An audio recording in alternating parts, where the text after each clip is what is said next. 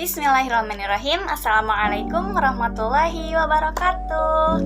Halo rekan-rekan Thalabul Ilmi. Di video kali ini saya akan berbagi ilmu mengenai metode penafsiran Al-Quran.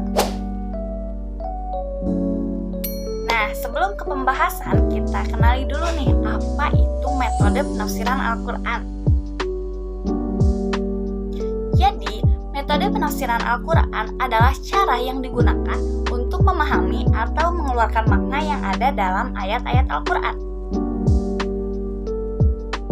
Menurut jumhur ulama atau secara umum, metode penafsiran Al-Quran yang disepakati ada 4 macam.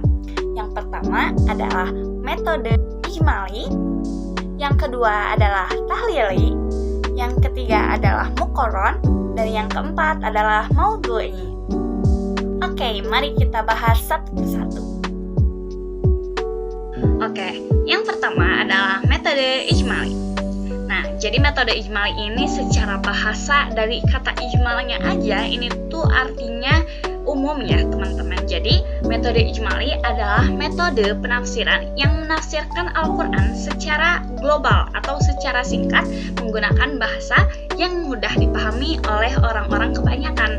Nah, jadi biasanya metode tafsir ijmali ini atau penafsiran ijmali ini biasanya sering digunakan untuk orang-orang yang baru belajar Al-Quran supaya tidak terlalu mendalam dan agar lebih paham makna Al-Quran secara umumnya saja. Oke, baik. Yang kedua itu adalah metode tahlili. Jadi, metode tahlili ini berkebalikan dengan metode ijmali. Jadi, tahlili itu menjelaskan ayat Al-Quran secara berurutan dengan detail dengan cara meneliti semua aspeknya. Nah, aspek-aspeknya itu apa aja sih? Nah, untuk aspek-aspeknya akan dibahas atau bisa teman-teman pelajari secara langsung nanti di Ulumul Quran, karena ini penjelasannya sangat detail gitu ya, sangat mendalam. Kemudian yang ketiga ada metode muqarron.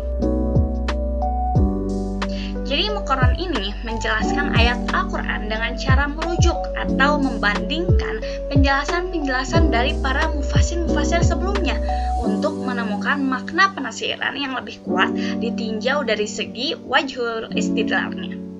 Sehingga nanti itu di langkah selanjutnya mufassir bisa menemukan makna baru yang lebih kuat atau lebih mendalam dari satu makna dari makna yang sebelumnya sudah dikembangkan. Oke, yang keempat ada maudhu'i.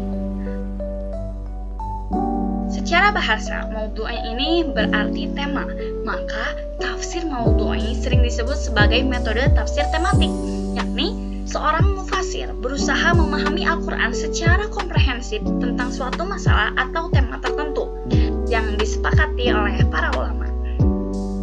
Nah, dari metode ini ada 4 model penafsiran. Yang pertama itu mengangkat tema dari kosakata yang ada dalam Al-Quran. Contoh, mengangkat tema dari kata khalifah yang sejatinya itu ada dalam Quran surat Al-Baqarah ayat 30. Kemudian yang kedua, mengangkat tema dari satu surat. Yang ketiga, mengangkat tema dari satu ayat. Dan yang keempat, ini mengangkat tema dari persoalan yang telah sedang atau telah terjadi di masyarakat. Misal, di suatu masyarakat ada kasus tertentu. Nah, seorang mufassir bisa mencari ayat-ayat dalam Al-Quran dengan penafsirannya itu berdasarkan dari kasus ini. Jadi, itulah metode tafsir yang 4 yang disepakati oleh para ulama. Eits, jangan dulu pergi. Di sini aku ada kasih sesuatu. Nah, jadi ini adalah rangkuman dari materi metode penafsiran Al-Quran yang bisa teman-teman screenshot untuk di-review. Selamat belajar! Ya, sekian pemaparan materi dari metode penafsiran Al-Quran.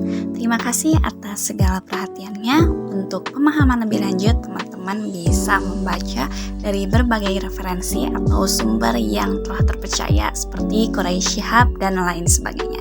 Terima kasih. Wassalamualaikum warahmatullahi wabarakatuh.